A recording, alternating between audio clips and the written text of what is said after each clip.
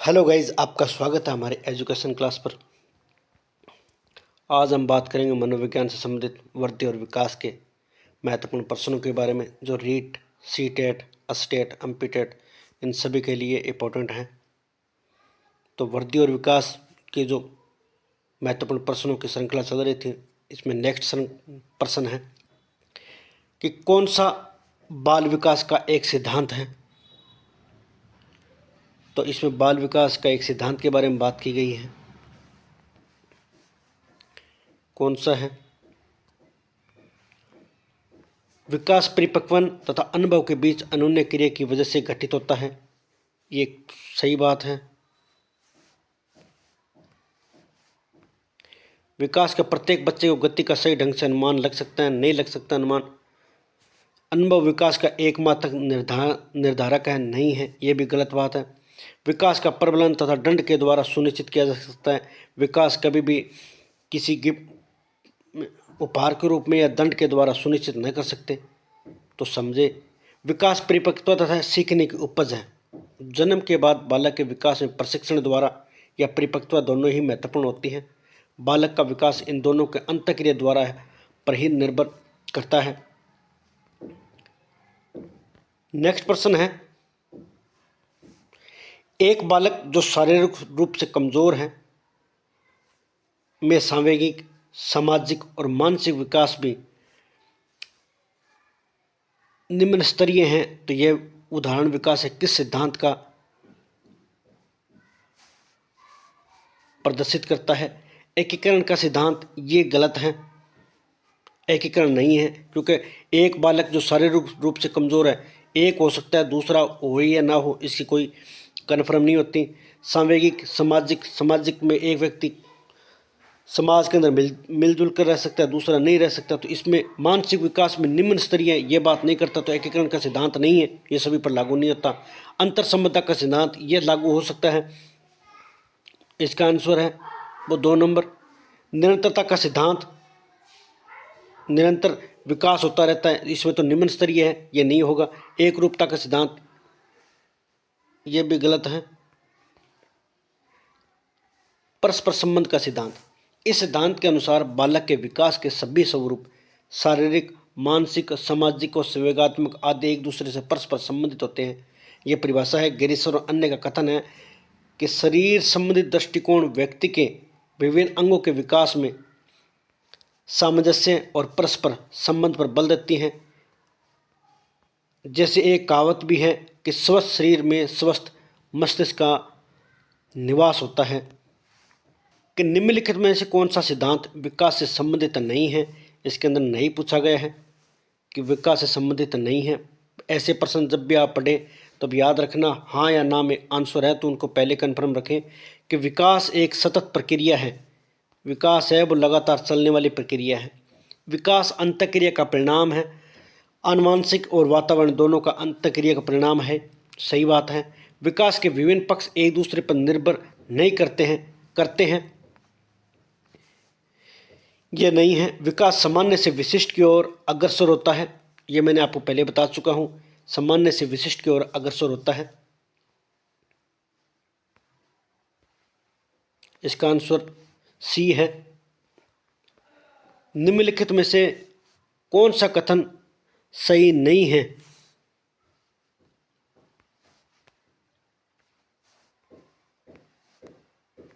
इसमें नहीं पूछा गया है कि विकास लंबवत सीधा ना होकर वर्तुलाकार होता है। ये सही बात है, विकास सीधा नहीं होता। विकास की गति की दर एक सी रहती है, नहीं, गलत है। विकास कम ज़्यादा होता रहता है। किसी उम्र के अंदर विकास का मस्तिष्क है वो ज़्यादा हो जाए, किसी में कम हो जाए, ये एक उसकी दर है वो एक सी नहीं रहेगी, ये बात गलत है। विकास की गति की दर है वो भिन्न भिन्न रहेगी।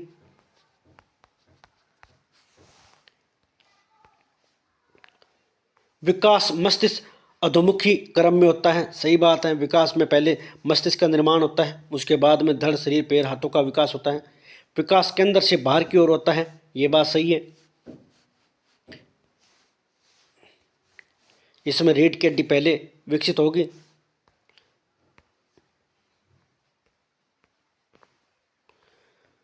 वृद्धि और विकास की गति एवं दर एक सी नहीं रहती। विकास तो यूँ बराबर होता रहता है, परंतु उसकी गति हमेशा एक जैसी नहीं रहती है। जैसे शैशवावस्था के शुरुआत में गति तीव्र होती है, बाद में मंद पड़ जाती है।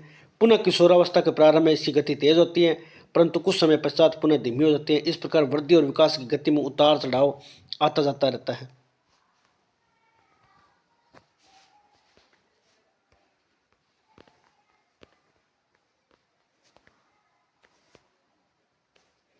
नेक्स्ट प्रश्न है, निम्न में से कौन सा कथन विकास के संबंध में सही नहीं है?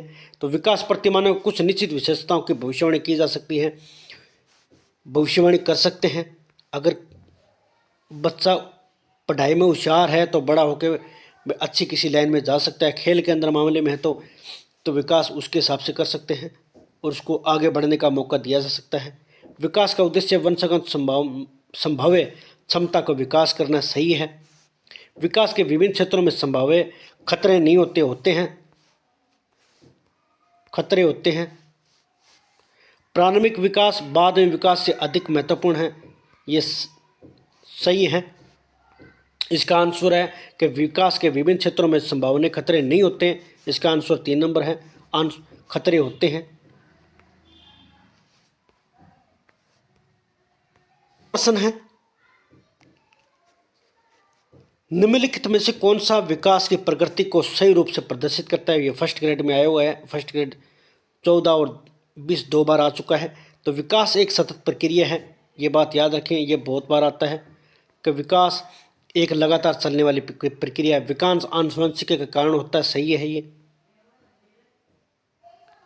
आनुवंशिकी के कारण होता है, नहीं, गलत है, कभी नहीं होता। मास्टर का लड़का मास्टर बने यह जरूरी नहीं है। सभी व्यक्तियों में विकास की दर समान होती है, नहीं होती। विकास विशिष्ट से सामान्य की ओर होता है, यह भी गलत है। विकास है वो सामान्य से विशिष्ट की ओर होता है। सभी व्यक्तियों में विकास की दर वो समान नहीं होती है। विकास आनुवंशिक तथा वातावरण के द्वारा होती है। विकास एक सतत प्रक्रिया है।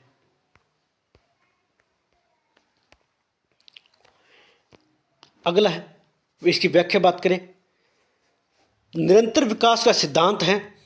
विकास प्रक्रियाओं में निरंतरता का सिद्धांत केवल इस तथ्य पर बल देता है कि व्यक्ति में कोई भी आकस्मिक परिवर्तन नहीं होते, बल्कि विकास की प्रक्रिया अविराम गति निरंतर चलती रहती है। जैसे माँ के गर्भ से यह प्रक्रिया प्रारंभ हो जाती है और मृत्यु तक चलती रहती है। बालक के गुणों का विकास सतत रूप से होता रहता है। इस सिद्धांत की पुष्टि में बालकों के दांतों का उदाहरण दिया जा सकता है। लगभग 6 माह की आयु पे शिशु के दूध के दांत निकलने पर अनुभव होता है कि वास्तविकता के दांतों का विकास 5 माह की भ्रूण अवस्था से प्रारंभ हो जाता है, किंतु वह जन्म के बाद 6 माह की आयु में मसूड़ों से बाहर निकलना प्रारंभ होते हैं। नेक्स्ट प्रश्न है कि निम्नलिखित में से कौन सा विकास का सामान्य नियम नहीं है? विकास का सामान्य नियम नहीं है। व्यक्तिगत विभिन्न दर से विकसित होते हैं, यह सही है। प्रत्येक व्यक्ति की जो विकसित दर है, विकास की दर है, वो भिन्न भिन्न प्रकार से होती है।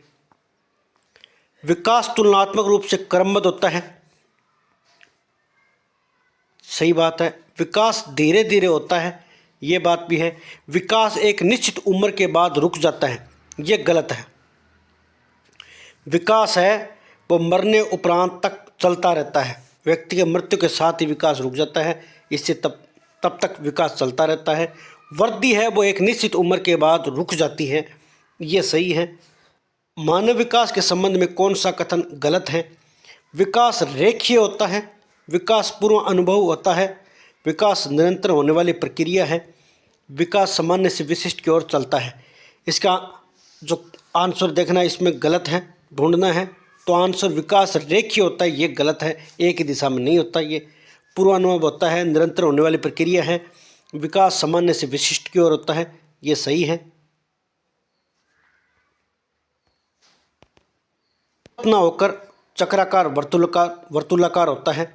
इस सिद्धांत के अनुसार यदि बालक की लंबाई में वृद्धि होगी तो साथ साथ चौड़ाई में भी वृद्धि होगी, अर्थात विकास वर्तुलाकार रूप में होता है। बालक एक अवस्था में दूसरी अवस्था में प्रवेश करता है, अर्थात विकास एक गति में नहीं होता, किसी अवस्था में तीव्र एवं किसी अवस्था में मंद होता है। नेक्स्ट प्रश्न है कि विकास के संदर्भ में कौन सा कथन सत्य नहीं है। विकास की प्रत्येक अवस्था के अपने खतरे हैं, यह सही है। उद्दीपन से विकास को बढ़ावा नहीं मिलता, गलत है। विकास सांस्कृतिक परिवर्तन से प्रभावित होता है, सही है। परिवर्तन सांस्कृतिक परिवर्तन से प्रभावित होता है। विकास की प्रत्येक अवस्था की अपनी विशेषता होती है, सही है। इसका आंसर है वो सत्य नहीं है। तो विकास उद्दीपन से विकास को बढ़ावा नहीं मिलता, बढ़ावा मिलता है।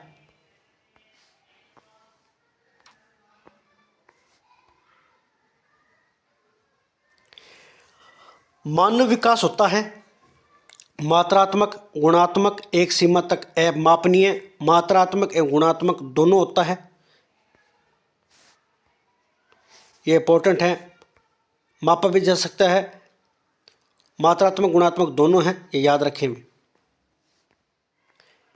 नेक्स्ट प्रश्न है विकासात्मक कार्य सिद्धांत का प्रतिपादन किसने किया।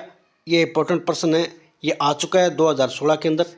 तो हेविंगहर्स्ट ने विकासात्मक कार्य सिद्धांत का प्रतिपादन किया था। क्षमता के विकास का दूसरा नाम है, तो इसका आंसर है परिपक्वता। परिपक्वता का अर्थ है किसी अवस्था विशेष पर ऐसे कार्य करने की क्षमता को प्राप्त करना जो पहले नहीं किया जा सकता, ये परिपक्वता कहलाती है। आज के लिए इतना ही। अगर हमारा वीडियो अच्छा लगे तो लाइक और शेयर करें।